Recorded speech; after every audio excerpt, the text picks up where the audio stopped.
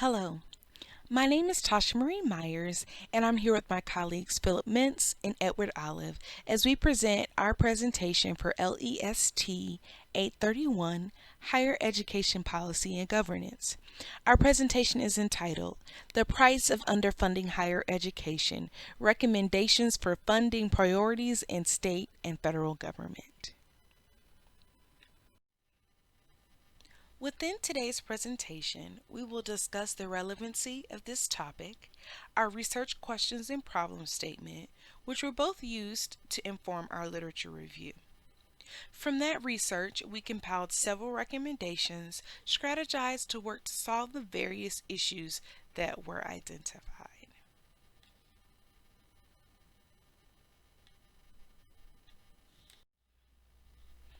From the founding of higher education in the United States, which started in the early 17th century, the role of these institutions has been to advance civilization.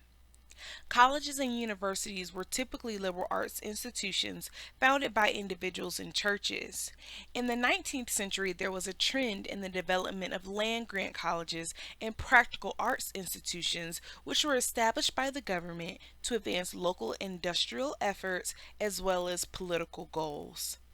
It is in the founding of these new kinds of institutions that elected officials became more actively involved in the governance of higher education. The focus of governmental accountability for these institutions centered on their ability to serve and grow the community. To fund public education, state governments included within their annual budget allocations fundings for colleges and universities to cover instructional costs. Within the federal government, funding does not look the same as state funding. It funds higher education through access to financial aid through the individual student in the form of grants and loans, as well as grants to the college or university for research or to advance certain federal initiatives. To maintain access to all of these funding sources, institutions must maintain compliance to state and federal policies and regulations. The cost of higher education has continued to rise.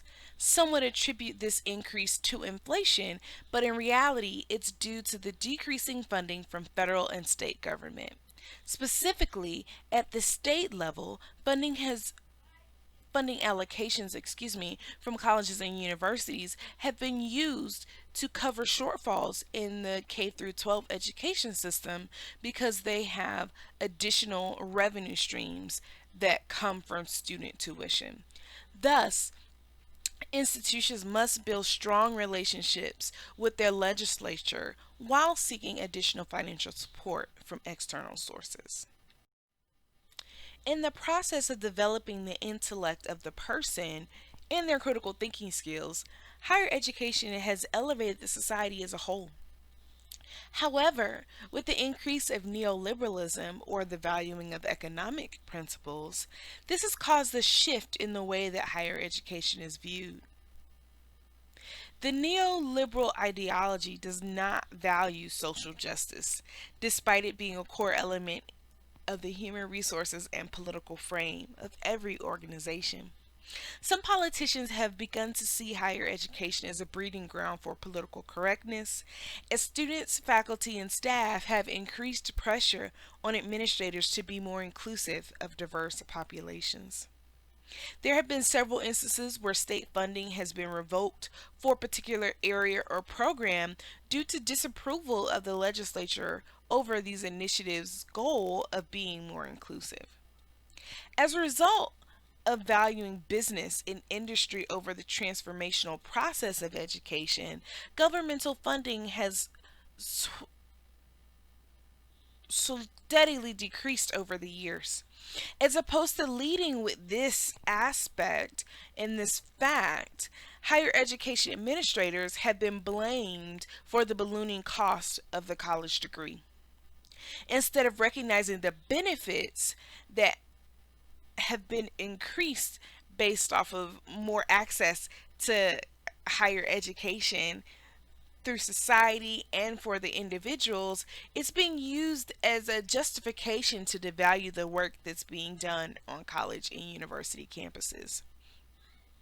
This change of mindset of the role of higher education has created a pathway for profit institutions to enter the marketplace.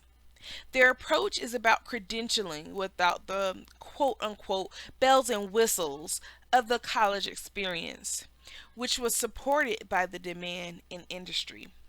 The absorbent cost of tuition of these for profit institutions is possible based on the student's access to federal financial aid. But due to their privatized nature, there has been no accountability for these institutions regarding the promises that they made to students or if the cost was worth everything that was going into it. To guide our research and proposals, we had two research questions, and they are as follows.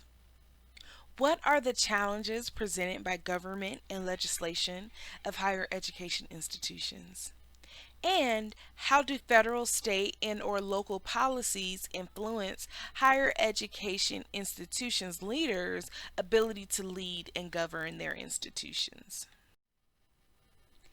Based on all of this contextual information, as a group, we identified our problem statement.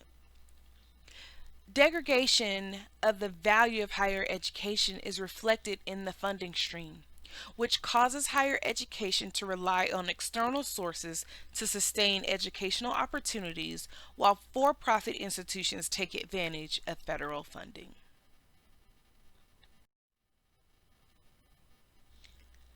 To further explore the existing literature around these topics, I'd like to introduce Phil Mintz. As we reviewed the literature regarding our topic, there was a discovery of some important and relevant themes.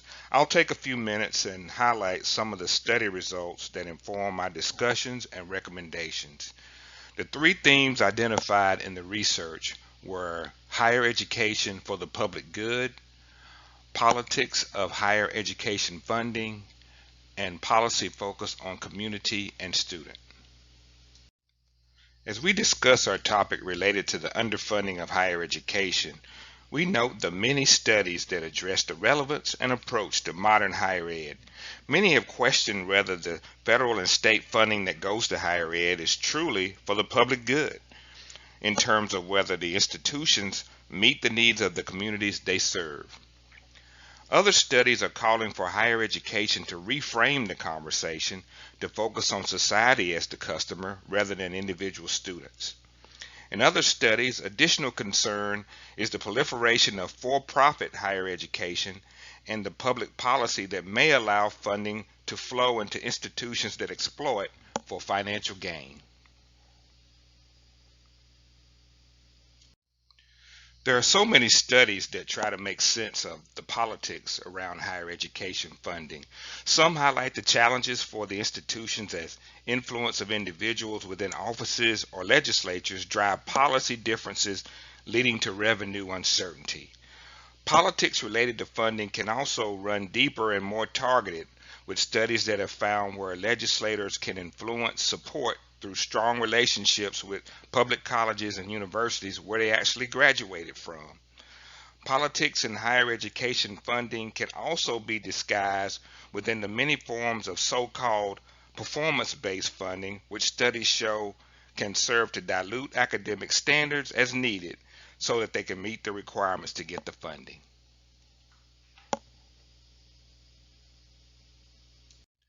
A final theme of focus in our review of the literature is how our higher ed policies can try to focus on the community or the student. Studies are highlighting how the role of higher education institutions have actually changed from being the mechanism of cultural change to a place that actually serves as a training ground for students to establish their occupation. Policies are also now being pushed in higher ed that drive the technology transfer and innovation that helps ideas get commercialized for our community consumption. However, there's been some lessons learned as these policies are applied without understanding how they fit in ways that are different from in private industry. So finally, funding policies that manipulate the student are a source of many studies. Whether it is financial aid policy or tuition changes, fluctuations in how these policies are administered can have a lasting negative effect on access for the very students who are in the most need of stability. And now I'd like to present Ed Olive, who's going to talk about some recommendations and discussion around our topic. Thank you, Phillip. It was a pleasure for our group to work together to complete the research, the literature review, and also provide some specific recommendations to this leadership team in hopes that some change will be enacted for the benefit of all higher education and in the best interest of our society and communities. The first recommendation that we will discuss is one, to eliminate avenues for state and federal funding of for-profit institutions. For-profit institutions do not provide the level of service and support to communities and societies that nonprofit and public higher education institutions provide. That was made quite clear throughout the research. One area that is pretty significant, according to the Pew Charitable Trust, $74.8 billion, including federal Pell and other financial aid, is appropriated. Of that amount, about 14% of Pell grants are awarded to students at for-profit universities, and about 35% of the post 9/11 GI Bill funding are utilized at nonprofit, for-profit universities. That does create a challenge and does draw on the available funds for nonprofit and public universities, and it, with the amount of outreach and societal impact that those institutions provide, meaning nonprofit and public universities, colleges, and universities provide, there is a significant need to look at changing and removing the ability for those for-profit institutions that do not provide the level of service, the access to those funds. By cutting that and reallocating that to the public and nonprofit universities, that does aid in the underfunding issue that we have talked about, and it also enables those universities to continue to provide excellent service to the customers, meaning the students, but it also provides additional opportunities to partner and work with communities and continue providing those community and societal impacts. The second recommendation that we present today is to establish a requirement for institutions to spend funds on instructional expenditures or outreach public support, as opposed to marketing, advertising, and administration. As we look at, for instance, for-profit institutions spend a total of 23% of their budget on marketing. And that's made pretty clear as you see popular media. A lot of times we do see several commercials and hear radio commercials and see a lot of social media ads and those kinds of things for those for-profit, as compared with public and nonprofit universities spending less than 1% on marketing and advertising.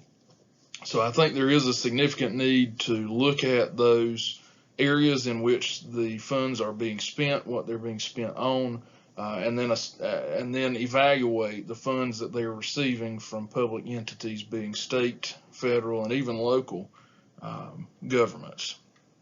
So our suggestion and recommendation here would be for the Department of Education to create a requirement with standards and expectation for funding use, and even capping a certain amount of the funding that can be utilized for marketing or advertising, unless we can show that that money is directly coming from private funds and is not derived from public funds or offset by public funds. The third recommendation that our group presents today is the prioritization of funding for institutions that provide specific services and benefits to the community. This could be evaluated through accreditation bodies or otherwise as deemed appropriate by the Department of Ed.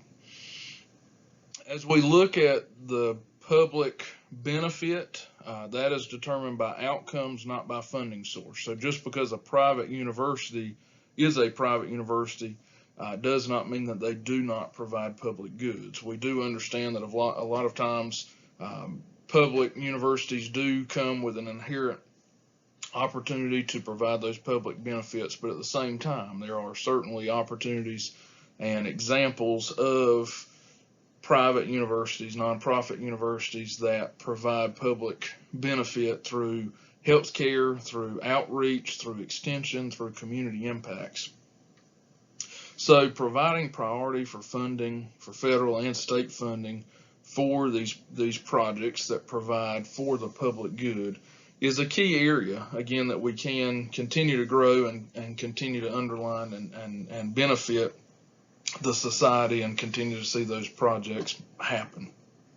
Two specific areas that come to mind and are of significant need would be community development and community service. Those communities that do need to be developed and the service areas of those could utilize some specific key funding that the Department of Education could provide to those universities.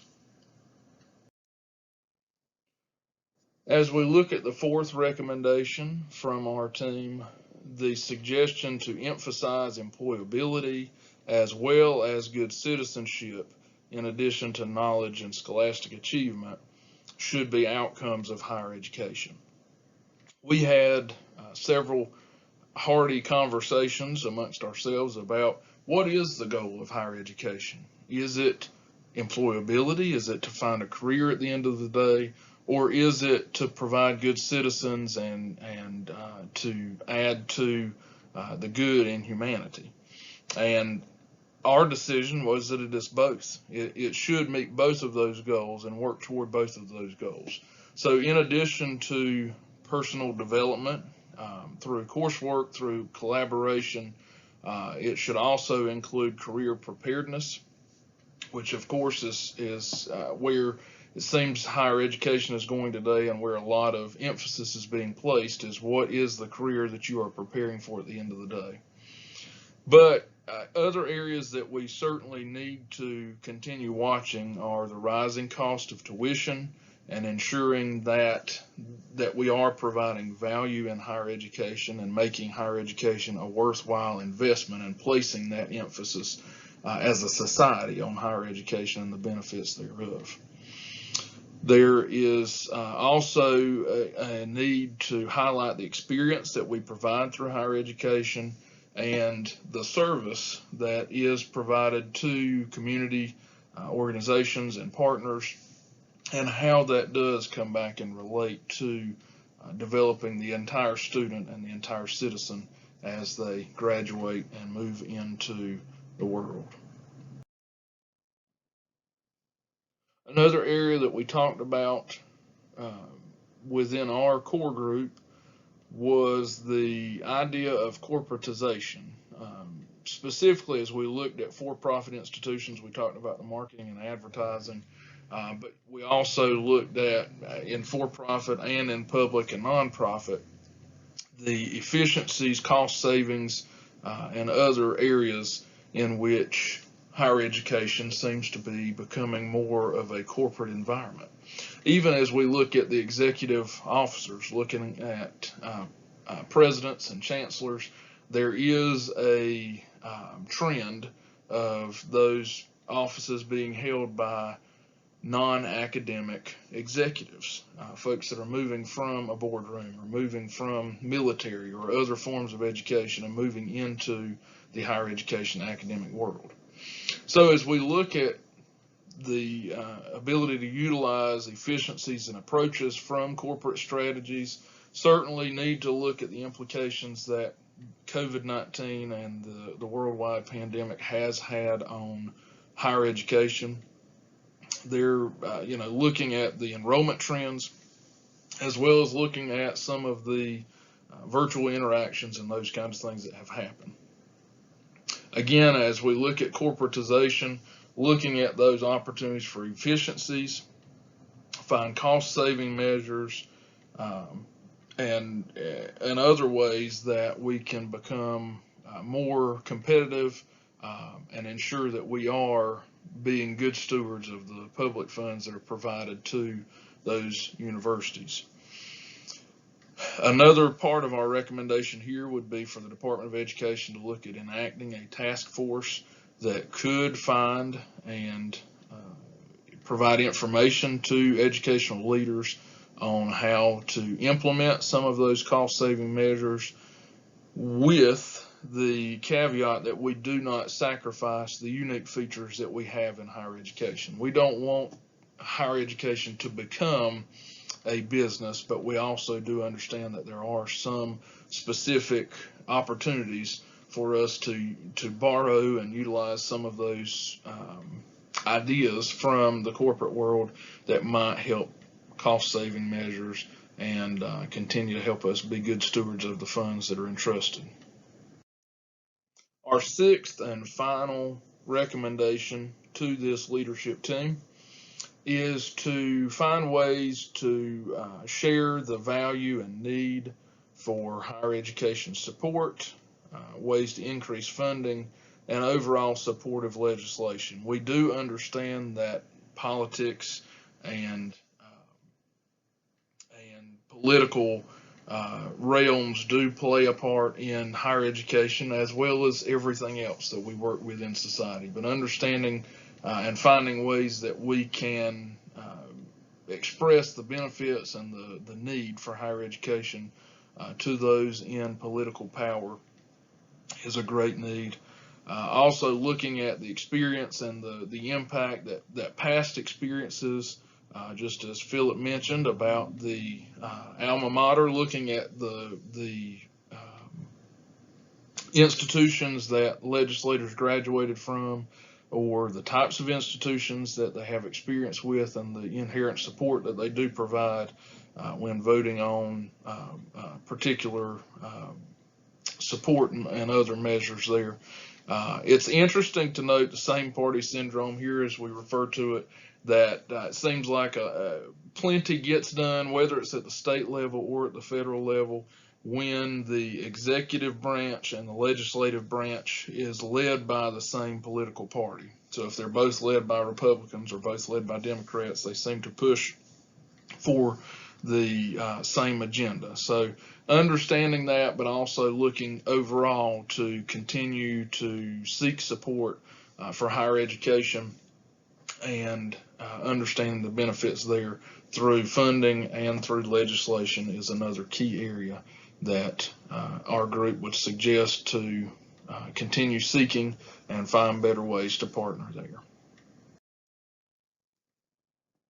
As we conclude our presentation today, we will leave you with a few final thoughts. The lack of adequate funding for higher education is a serious concern, one that we have noted throughout this presentation. There is no doubt that higher education institutions of any sort cannot sustain budget cuts, cannot sacrifice the public funding sources from the state or federal level. As we understand that is a continuing conversation, I think it does beg the need to find ways to make cuts in other areas so that we can preserve the opportunities for affordable and valuable higher education. We also need continued support that we're currently receiving, but we also need to find additional ways to support through funding efforts, through competitive grants, and other sources. We also need to continue realizing and sharing the value of higher education across the world, and certainly within our borders and for the benefit of our citizens. We also need to continue research in higher education and provide funding and support for that research. And finally, looking at the changes of higher education and students. I think we all understand that there will be changes on the horizon, but looking out far enough to understand those changes and meet those changes and pivot and change, just as we have over the past year with COVID-19, but looking even further down the line, I think we will see some continued challenges to provide that competitive nature and to provide or underscore the benefits of higher education to students and to society. Our team appreciates the opportunity to present this research, our findings, and our recommendations to you today. We do thank you for taking time and for the attention to higher education. We hope that this has been informative, and we now invite any questions that you may have. And at the end of this slide, the following slides do include sources and information that were utilized for this research. So at this time, if we have any questions, we'll be glad to answer those.